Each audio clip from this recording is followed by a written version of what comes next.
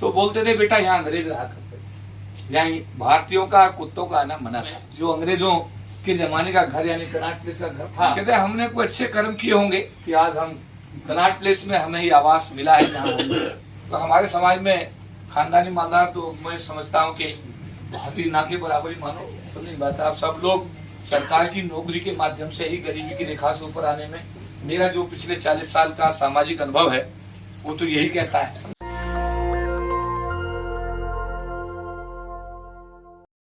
और मैं अपने माता पिता की इकलौती संतान,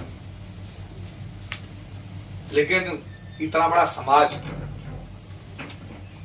उन्होंने जो शिक्षा दी, जो उन्होंने बताया, गांव में अम्बेडकरवाद उस समय नहीं था, लेकिन क्योंकि मैं उत्तर प्रदेश के एक गांव में पैदा होने का मुझे सौभाग्य मिला। महाराष्ट्र में होता तो थोड़ा और जल्दी हो जाता, क्योंकि वहां अम्बेडकरवाद थोड़ा पहले। उत्तर प्रदेश दूसरा स्टेट है भारत का जहां पर अम्बेडकरवाद को लोगों ने दिलों में उतारा, अपने जीवन में उतारा। पिताजी ज्यादा पढ़े लिखे नहीं थे, लेकिन इतने पढ़े लिखे थे कि हिंदी में संस्कृत को पढ़ लेते। माताजी तो बिल्कुल पढ़ी लिखी नहीं थी, लेकिन उन्होंने मुझे स्कूल भेज दिया।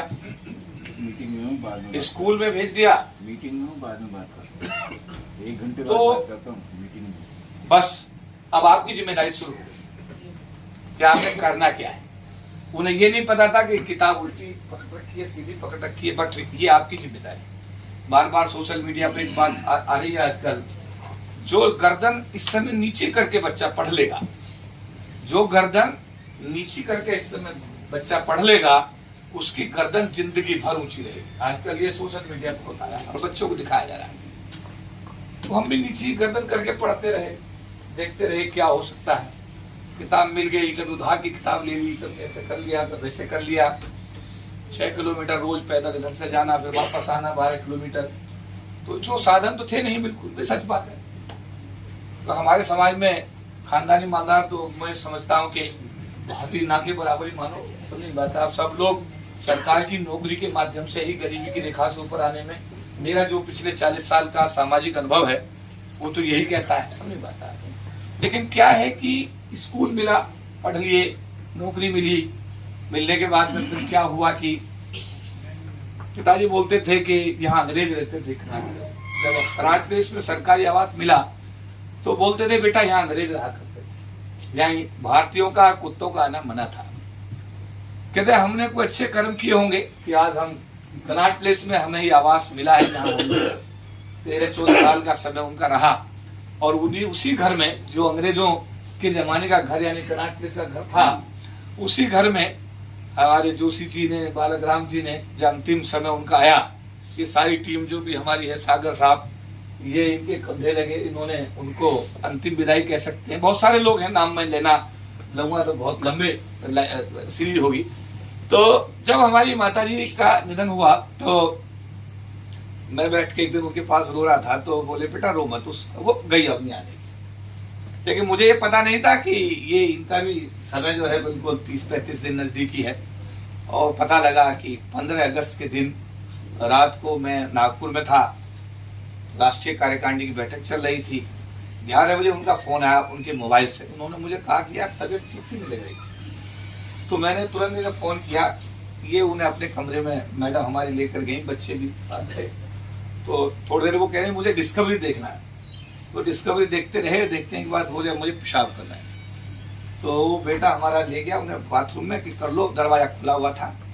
जैसे 4-5-6 मिनट हुए तो बेटे ने आवाज लगाई कि बाबा हो गया, कर लिया। आवाज ही नहीं आई। तो फिर उसके बाद में फिर उसने मैं अंदर आ रहा हूँ। तो क्योंकि दरवाजा, बाथरूम बहुत बड़ा बाथरूम था, उसमें आदमी आराम से लेट जाता था, इतना बड़ा बाथरूम था।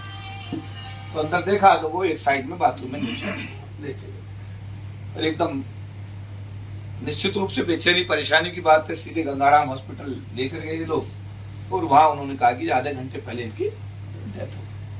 तो 11 बजे जाने से पहले, 11 बजे यानी 11:30 बजे मेरे ख्याल उनकी डेथ हो गई और 11 बजे उन्होंने मुझे बातचीत की। तो मुझे लगता है कि मैं बड़ा सौभाग्यशाली बच्चा रहा उनका।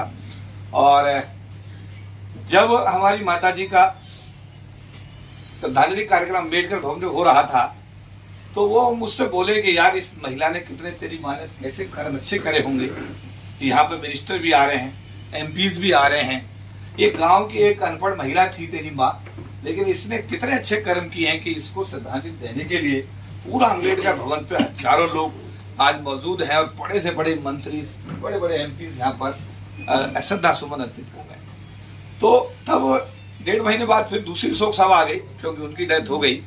तो 1.5 महीने के अंतराल में माता पिता दोनों का साया हमसे छूट गया। लेकिन मुझे खुशी इस बात की है कि जब भी मैं इस कुर्सी पर बैठकर काम करता हूँ तो एक तरफ मेरे माता पिता की फोटो लगी रहती है, एक तरफ बाबा साहब अम्बेडकर की लगी रहती है। तो दोनों का आदेश मुझे मिलता रहता है, और दोनों का आदेश यही है कि नेचर ने, बाबा साहब अम्बेडकर ने आपका हाथ यूं रखा है, इसे ऐसे ही बांटते रहना, समझ लो, ऐसे हाथ आपको ऐसा ना करना पड़े किसी के सामने। बहुत सारे लोग यहाँ मिलने आते हैं, कई बार एमपीज भी आ जाते हैं, कई बार एमएलएज भी आ जाते हैं, मिनिस्टर्स भी आ जाते हैं, बड़ी बड़ी शख्सियत मिल, सोशल वर्कर, बड़े बड़े सोशल वर्कर का सुरेश माने साहब, यहाँ पर एक डीजीपी साहब अपने कल आए हुए थे मिलने के लिए। बहुत सारे लोग यहाँ पर आते रहते हैं। और आज मैं तो ये अपना परम सौभाग्य मानता हूँ कि माननीय आर जोशी जी जो हम लोगों के पिछले 25 साल से संरक्षण हमको दे रहे हैं, हमारा आशीर्वाद हमको दे रहे हैं। नेशनल दस्तक की आपसे गुजारिश है कि अगर इसको बचाना चाहते हैं तो नेशनल दस्तक को सब्सक्राइब करने के लिए रेड कलर के सब्सक्राइब बटन को दबाएं, फिर बेल आइकन की घंटी दबाएं। नेशनल दस्तक को बचाने के लिए बहुत जरूरी है कि हर खबर को शेयर करें, लाइक करें, कमेंट जरूर करें।